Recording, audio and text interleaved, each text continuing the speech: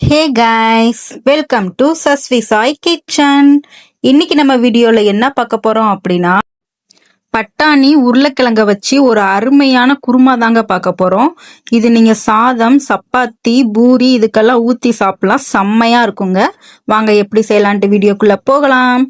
அதுக்கு ஃபர்ஸ்ட் ஒரு mixie jar எடுத்துக்கோங்க. அதுல ஒரு பெரிய சைஸ் வெங்காயத்தை இந்த மாதிரி குட்டி குட்டியா கட் பண்ணி சேர்த்துக்கோங்க. ஒரு சின்ன தக்காளி போட்டுக்கோங்க. 3 பச்சை மிளகாய், 2 காய்ந்த மிளகாய், ஒரு அரை ஸ்பூன் மட்டும் கசகசா சேர்த்துக்கோங்க.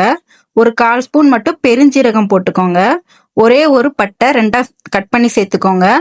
ஒரு கைப்பிடி அளவுக்கு தேங்காய்ச்சல் சேர்த்துக்கோங்க.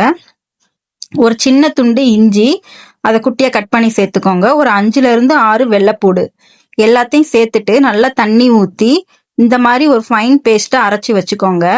இது தனியா இருக்கட்டும். நெக்ஸ்ட் ஒரு பேன் எடுத்துக்கோங்க. அதுல ஒரு 3 ஸ்பூன் அளவுக்கு கடலெண்ணெய் சேர்த்துக்கோங்க. இல்ல நீங்க சமையலுக்கு எந்த எண்ணெய் யூஸ் பண்ணுவீங்களோ அந்த எண்ணெய் கூட சேர்த்துக்கலாம். ஒரு 2-3 அளவுக்கு கிராம்பு சேர்த்துக்கோங்க. ஒரே ஒரு அன்னாச்சி பூ, ஒரு சின்ன துண்டு பட்டை, ஒரே ஒரு ஏலக்காய், ஒரு அரை ஸ்பூன் மட்டும் சீரகம் சேர்த்துக்கோங்க. நல்லா தாளிதம் பொரியட்டும். பொரிஞ்சதுக்கு அப்புறமா நான் உருளைக்கிழங்கும் பட்டாணியும் சேர்த்திருக்கேன்.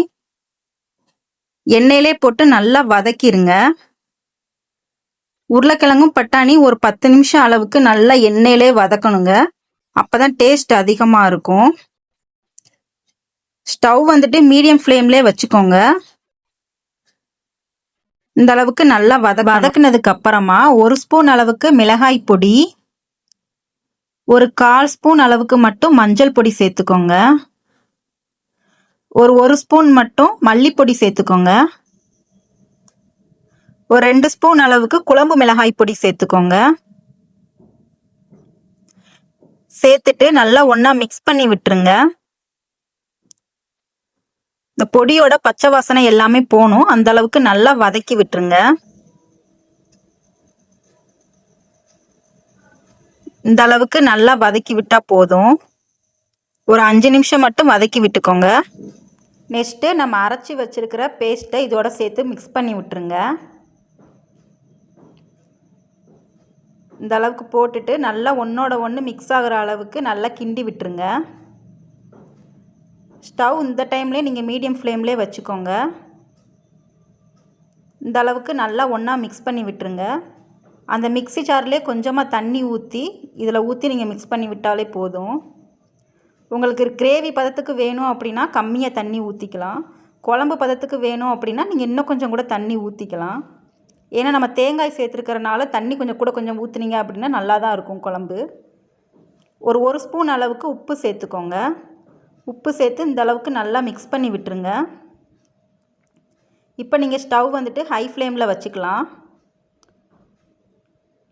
இந்த அளவுக்கு நல்லா கொதித்து வரணும். ஒரு 10 நிமிஷமாவது நல்லா கொதிக்க விட்டுருங்க. செக் பண்ணி பார்த்துக்கோங்க உருளைக்கிழங்கு பட்டாணி எல்லாமே நல்லா வெந்துருச்சா அப்படின்ட்டு. அவ்வளோதான் ஃப்ரெண்ட்ஸ், உருளைக்கிழங்கு குருமா ரெடி ஆயிடுச்சு.